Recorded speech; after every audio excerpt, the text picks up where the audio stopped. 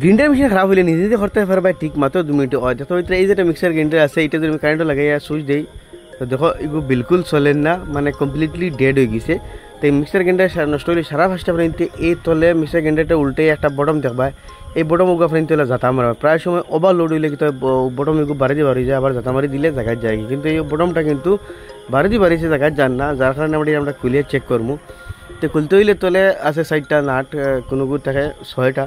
তো স্ক্রুগুলো আমরা খুলে নিলে তল সাইডটা খুলিয়ে যাবো। তল সাইডটা খুলে নিয়েছি, খোলার পরে আপনার সারা ফার্স্টে তার এই যেটা মেন লিড আছে এটা চেক করতে লাগে, মেন ওয়্যার যেটা আছে ওই এই যে ওয়্যার চেক করতে লাগে। এর বাদে তার ওই যেটা ওভারলোডার আছে ওটারে চেক করতে লাগে। এর বাদে চেক করতে লাগে এগুলো ঠিক থাকলে তার কার্বন, এই ভিতরে কার্বন আছে 2 সাইডে মেশিন, ও সাইডে 2 সাইডে কার্বন চেক করতে লাগে। তো সারা ফার্স্টে আমরা মেন ওয়্যারটারে আর ওভারলোডারটারে চেক করুন। মেন ওয়্যারটারে চেক করুন মাল্টিমিটার দিয়া।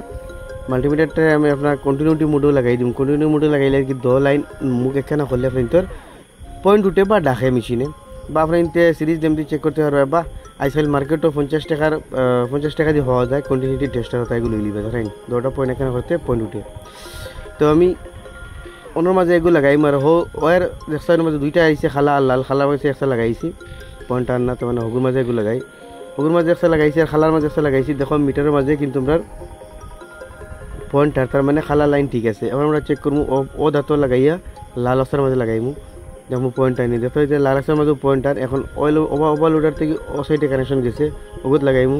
দেখো কোনো জাত কন্টিনিউটি মানে কানেকশন দেখাল না, তার মানে এই ওভারলোডার খারাপ হয়েছে, বুঝছেন। তো ওভারলোডার 2 পিনের মাঝে লাগাই এখন আমরা চেক করবো, যোন বেলা থাকে তো পয়েন্ট আইব। তো দেখো এটা ওভারলোডারে কোনো জাত কন্টিনিউটি দেন না, তার মানে ওভারলোডারটা খারাপ হয়েছে। এই ওভারলোডারটা বারোই গেছে ধরেন বারোইয়া, আবার যাতা মারলে ভিতরে গিয়ে আটকিতে লাগে কিন্তু আটকান না। প্রায় সময় মেশিনে আমরা ওভারলোড যোন দিলাই তো কি তো এই ওভারলোডের টাগুলো বটম বাড়ি দিয়ে আবার আঙুল দিয়ে যাতা মারলে গিয়ে জায়গাত বয়। এই ওভারলোডারটা দিছে ও কারণ লাগে যাতে মেশিনের উপরে ওভারলোড পড়লে এই ফিউজ পড়ে যায়, তার মোটরের কোয়েল যাতে জ্বলে না। তো আপনি ওভারলোডার এরকম মার্কেটও ফাইবা আনিয়ে লাগাইতে পারবে, বা আপনি 2টা কানেকশন একখানা করে দিয়া লাগাইতে পারতায়। কারণ ওভারলোডার হইলে মোটরের সেফটি হয়, তার মানে একটা ওয়্যার দিয়ে আমরা 2টা লাইন একখানা করে দিয়ে আবার লাগাই চেক করবো।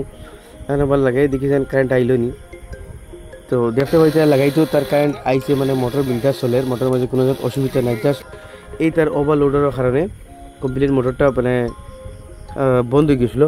তো ওভারলোডার আপনি লাগাইতে পারবে বা ডাইরেক্ট করেও দিতে পারবে। প্রায় মেশিনও কিন্তু ওভারলোডারও থাকে না, এর বাদেও মেশিন চলে। ওভারলোডারটা জাস্ট মোটরের সেফটির লাগিন বলে, মানে কোনো সময় ওভারলোড সময় আমরা কোনো বস্তু দিলাই যাতে মোটর না জ্বলিয়া ওভারলোডার পড়ে যায়, তো আবার ওভারলোডার তলে থেকে যাতা মারলে মোটর উঠে যায়। তখন আমার কাছে আছে নয়া ওভারলোডার, আমি এটার মাঝে ওভারলোডারটা লাগাই দিই চলে আসতে পিন 2টা আমি খুলি লাই। তখন এতে যখন ওভারলোডার থাকে না তো 2-4 দিন বা কয়েকদিন আপনি ডাইরেক্ট করেও চালাইতে পারবা, কিন্তু ওভারলোডারটা লাগানি আপনি তোর বেশ ভালো।